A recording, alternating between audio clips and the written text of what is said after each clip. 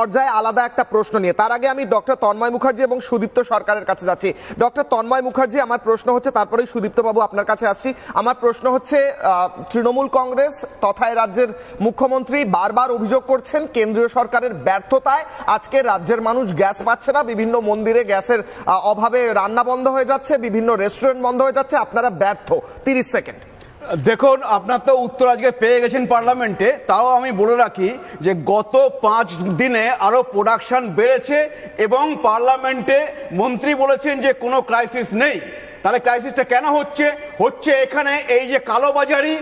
আর আমি বলতে বাধ্য হচ্ছি, কিছু মনে করবেন না কিশলয়, কিছু সংবাদ মাধ্যম, আপনারা না হতে পারেন, কিছু সংবাদ মাধ্যম বিভিন্নভাবে যেভাবে প্রচার করছে তাতে এই প্যানিকটা আরো বেড়েছে। আর তার সাথে হচ্ছে এই বিরোধী দল, এই তৃণমূল, কারণ এরা এখন জানে যে পশ্চিম বাংলার মানুষ একত্রিত হচ্ছে, তারা নতুন বাংলা গড়া স্বপ্ন দেখছে, সেই জন্য সেখান থেকে নজর ঘোরানোর জন্য এই টাকা নিয়ে নাটক হচ্ছে। আপনি দেখুন, 2013 সালে গ্যাসের দাম ছিল পার সিলিন্ডার 1021 টাকা, 2014 সালে 1241 টাকা। তখন তৃণমূল কি আন্দোলন করেছিল? তারা তো হচ্ছে ইউপিএ সরকারে ছিল, তখন কি আপনারা দেখতে পেয়েছিলেন?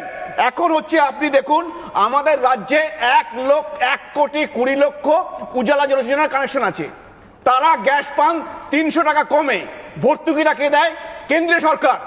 আর এই রাজ্য সরকার এই সময়ে তাদের যে লভ্যাংশ সেইটাকে তারা হচ্ছে মকুব করতে পারছে না, না করে তারা নাটক করছে। আরেকটা পয়েন্ট বলে দিই, যে এই যে জানবে পেট্রোল ডিজেল, এই পেট্রোল ডিজেল থেকে আমাদের রাজ্য 120 লক্ষ কোটি টাকা বেশি আয় করেছে অন্য রাজ্যের থেকে।